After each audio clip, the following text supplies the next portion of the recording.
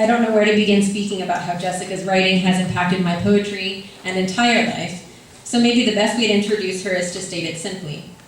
In a nod to Neruda, her words do with me what spring does with the cherry trees. She writes from pebbles striking a morning window and boat rides through the cypress trees in a Louisiana bayou. The shades of gender in her poetry are intricate and heartbreaking. Please welcome our next reader, Jessica Durham. Woo!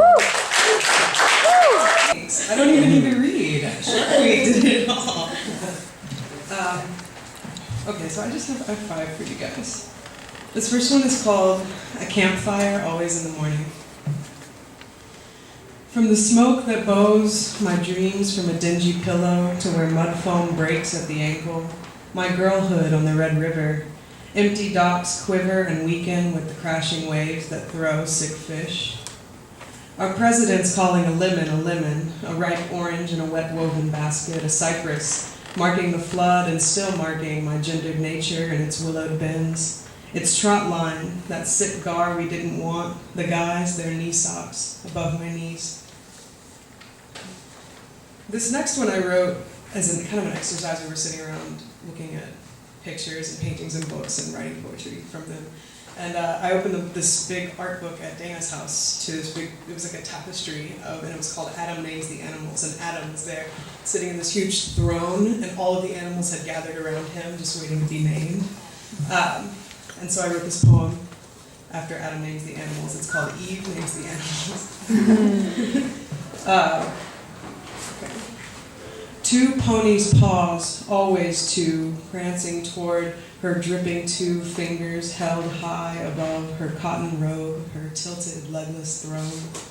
Ram just one more, 2, the names bull or goat, down our gravel road, back to August. Rabbit, cat, her 2 fingers still dripping with the love of names. Ferret, fence, driveway, hum. There's enough in the no-named ocean, enough wet for Adam to sleep, for her to stop. Fox, deer, doe. These next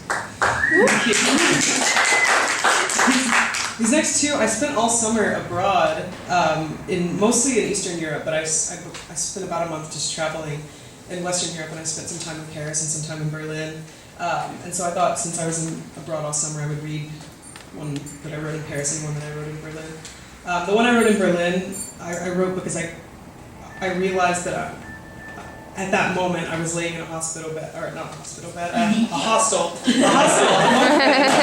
bunk bed in a hostel in Berlin, and there were 6 other bunks, and they were all full of these like 16-year-old Italian boys traveling, and then there was me on this bottom bunk by myself, just like couldn't sleep, and I realized at that moment, this is the moment that I'm too old to ever stay in a hostel. I think. So that's where that came from. But this first one I wrote in Paris. Again and again.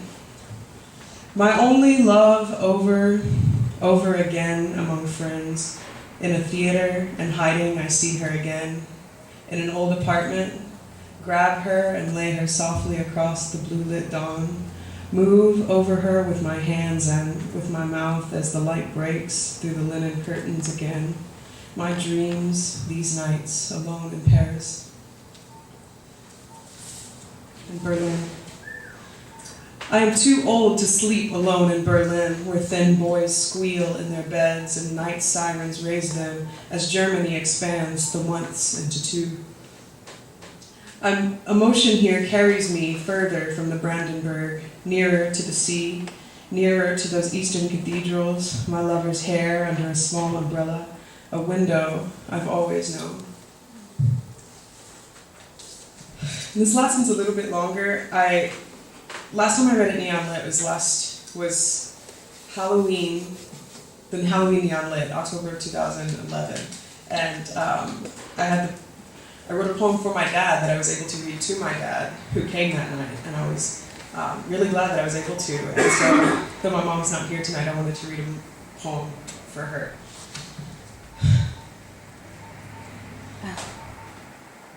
For my mother left. I've dreamed her in a musty lake house where the lake rose and flooded the screened-in porch, and I listened to good news through a coffee straw. All my men hooked crickets on lines and cast out from the roof to where bass swam over the ashes in the summer fire pit. I learned the dreams of chemotherapy from the back seat of a pickup truck as the Mojave slid past in red and black, the way dreams never wake. Red still the clay that fell from my father's mouth, afraid to sleep or shower. Red the clay that hardened over the radiation burns on his back as he hunched with my mother on the hearth. A flood of her horses in a year-long dream draws me nearer to her slick black eyes, to believe her when she says there is always responsibility in death, always someone to hold the stethoscope, someone to close my father's right eye and then his left. Thank you.